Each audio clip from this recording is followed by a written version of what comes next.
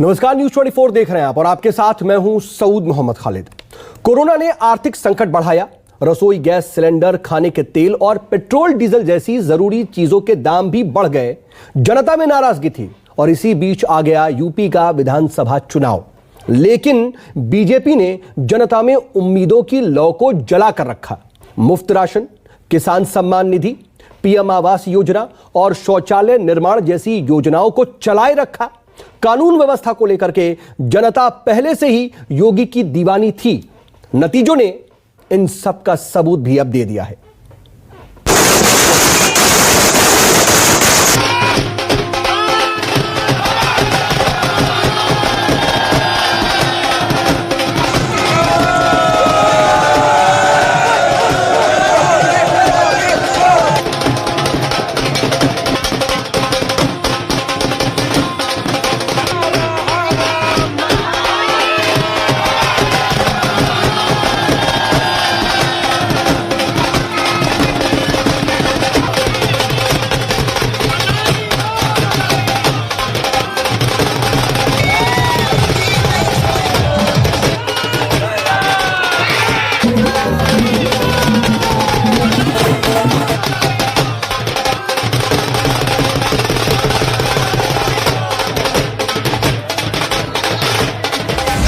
के संरक्षण में पल रहे गुंडे, माफिया, अपराधी, लुटेरे, ये सब के सब मेहरबानी करके तो उत्तर प्रदेश छोड़ करके चले जाएं। और अगर उत्तर प्रदेश में रहेंगे तो फिर उनके लिए दो जगह होंगी। मुझे लगता है उस जगह कोई भी नहीं जाना चाहेगा। पूरे यूपी की जनता कह रही है, यूपी प्लस योगी बहुत है उपयोगी। नतीजों के साथ आज धुआं धुआं हो गया विपक्ष, धुआं हो गई विरोधियों की ललकार। सितारे पलट गए, बाजीगर आ गया। जनता ने स्याही लगी उंगली उठाई और मुहर लगाई। फिर एक बार योगी ही सरकार।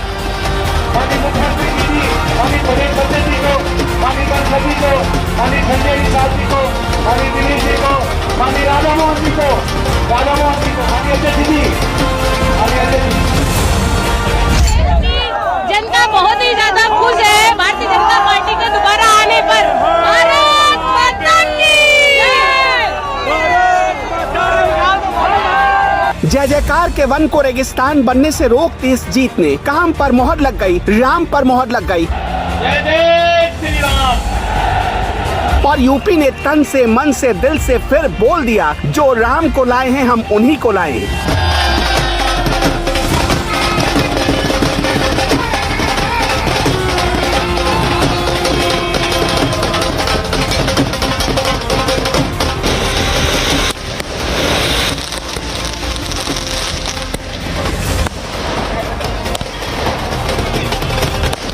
उत्तर प्रदेश में इस जीत के साथ योगी आदित्यनाथ ने इतिहास रच डाला।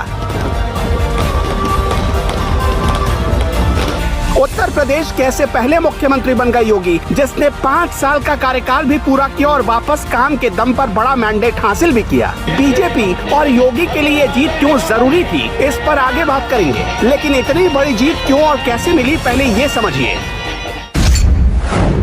सत्ता में आते ही पहली कैबिनेट की बैठक में ही योगी आदित्यनाथ ने किसानों का कर्ज माफ किया। लॉ एंड ऑर्डर पर प्रदेश में एक नई उम्मीद जगाई गई। इन्वेस्टमेंट लाने के मामले में उत्तर प्रदेश ने गुजरात को भी पीछे धकेल दिया। लड़कियों और बेटियों की सुरक्षा को योगी आदित्यनाथ ने प्रमुखता दी। हिंदू भावनाओं को केंद्र में रखा गया, लेकिन सबका साथ सबका विकास के फॉर्मूले पर काम हुआ और किसी भी दूसरे स्टेट से ज्यादा मुफ्त राशन उत्तर प्रदेश को मिला। बाहुबलियों और माफियाओं की लंका जलाई गई।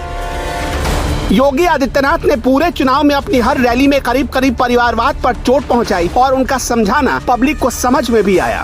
घोर परिवारवादियों ने सरकार चलाने का भी एक बहुत बड़ा फिक्स फॉर्मूला बना रखा है। परिवारवादी पार्टियां डगर डगर पर संविधान का अपमान करती है, संविधान को नकार देती है। योगी सरकार ने आम आदमी के सेंटिमेंट को छूने वाले फैसले लिए और उनकी यही कोशिश कामयाब हुई। चल पड़े जिधर दो पग डगमग में, चल पड़े कोटि पग उसी ओर, पड़ गई जिधर भी एक दृष्टि, गड़ गए कोटि दृक उसी ओर। मैं आदित्यनाथ योगी ईश्वर की शपथ लेता हूं कि मैं विधि द्वारा स्थापित भारत के संविधान के प्रति सच्ची श्रद्धा और निष्ठा रखूंगा। संत से सीएम तक के सफर में बेहद अजीज लम्हे थे ये। मठ में महाराज की गद्दी पर बैठने वाले योगी सूबे की गद्दी पर बैठे। सिर से पांव तक ना तो क्रीज लगी खादी थी और न ही सीएम के ओहदे पर बैठने वालों की तरह रौला। बेहद साधारण सादे गेरुए वस्त्र में एक सन्यासी शपथ ले रहे थे और उनके शपथ के एक एक हर्फ उत्तर प्रदेश की उम्मीदों में हौसला भर रहे थे। शपथ लेते ही एक्शन शुरू हुआ। एंटी रोमियो स्क्वाड बना, अवैध बूचड़खानों पर बुलडोजर चला, गौ तस्करी पर रोक लगी और पिछली सरकारों के कामकाज की ताबड़तोड़ जांच शुरू हुई। ये सब सिर्फ योगी के सीएम बनने के 1 महीने के भीतर हुआ। नतीजा कि पब्लिक तक डायरेक्ट मैसेज पहुंचा, भ्रष्टाचार पर ये सरकार जीरो टॉलरेंस की पॉलिसी अपनाएगी। लॉ एंड ऑर्डर के मोर्चे पर पूरे 5 साल तक योगी आदित्यनाथ फायर बने रहे। जो जैसे समझता उसे उसी की भाषा में समझाना था। ये योगी आदित्यनाथ के काम करने का स्टाइल बना। ताबड़तोड़ एक्शन शुरू हुआ। सीधा अपराधी ठोके जाने लगे। ज्यादातर तो पैरों में गोली खाकर जिंदगी भर के लिए लंगड़े हो गए। मुख्तार अंसारी, सुनील राठी और अतीक अहमद जैसे माफियाओं की संपत्ति पर बुलडोजर चला। विपक्ष ने सरकार को बुलडोजर सरकार कहा तो योगी आदित्यनाथ ने इसे अपना गैलेंट्री अवार्ड बना लिया।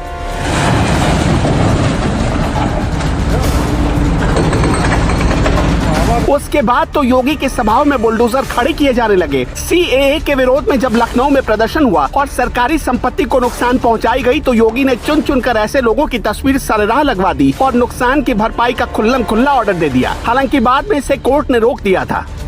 हर जिले में दो तीन बाहुबली थे।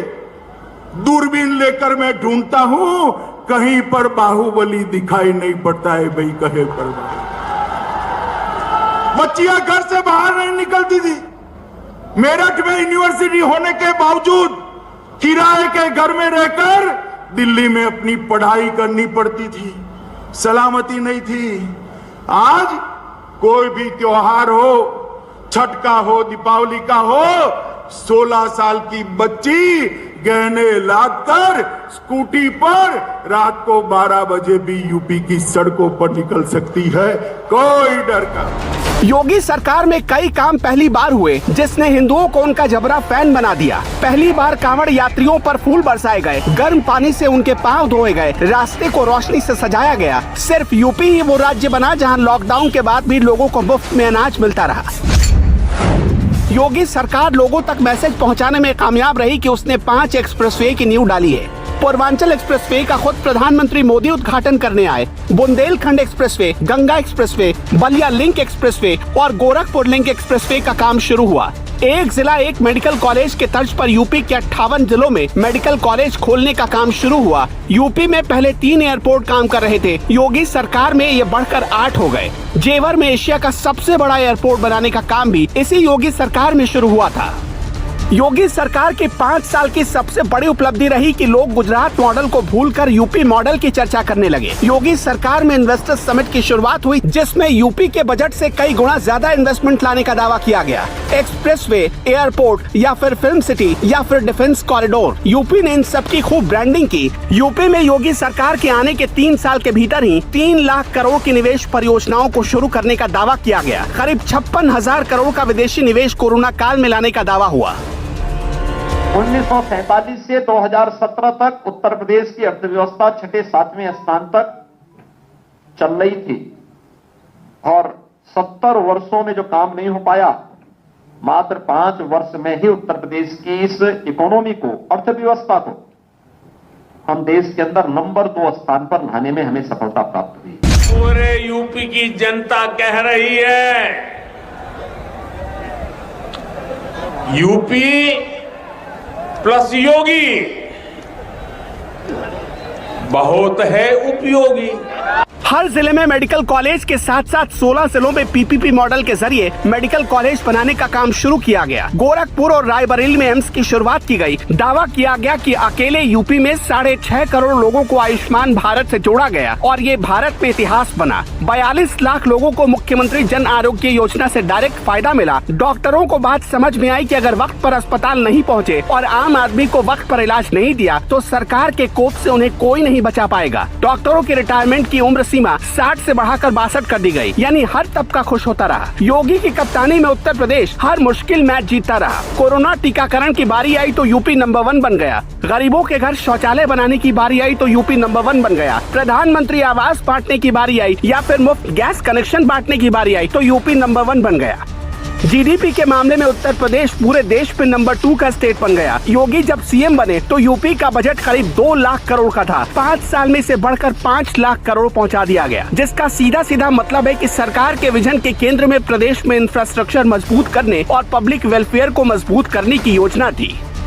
लेकिन सब अच्छा ही हुआ ऐसा नहीं था। सरकार पर सबसे ज्यादा सवाल कस्टोडियल डेथ को लेकर उठे, मतलब पुलिस हिरासत में लोगों की मौत के मामले बढ़े। 5 साल तक फर्जी एनकाउंटर का दाग ढोती रही होगी सरकार। लखनऊ से लेकर नोएडा तक, आगरा से लेकर गोरखपुर तक फर्जी एनकाउंटर ने सरकार की नीतियों पर गंभीर सवाल उठाए। 5 साल में मानवाधिकार आयोग ने सबसे ज्यादा यूपी सरकार को ही नोटिस भेजे। नौकरी मांगने पर सबसे ज्यादा लाठियां भी इसी सरकार में मिली और 5 साल तक सीएम योगी के साथ जातिवादी होने का आरोप चिपका रहा। सत्ता में आते ही सरकारी दफ्तरों को भगवा रंग में रंगा जाने लगा और विपक्ष ने इस पर भी खूब राजनीति की। पर योगी आदित्यनाथ इन आरोपों को धूल की तरह झाड़ते हुए आगे बढ़ते चले गए। योगी आदित्यनाथ ने इस चुनाव में सारे मिथक भी तोड़ दिए। नोएडा आने का मिथक, एक्सप्रेसवे बनवाने का मिथक, दोबारा सत्ता में लौटने का मिथक, हर मिथक योगी की जीत की आंधी में उड़ से गए।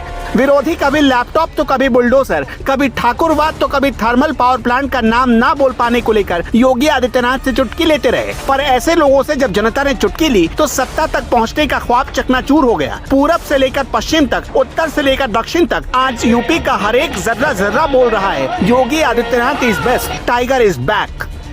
Bureau report, news 24। नमस्कार, मैं हूं मानक गुप्ता।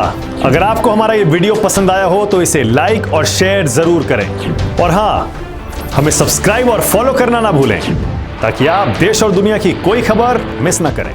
तो जुड़े रहिए हमारे साथ और देखते रहिए न्यूज़ 24।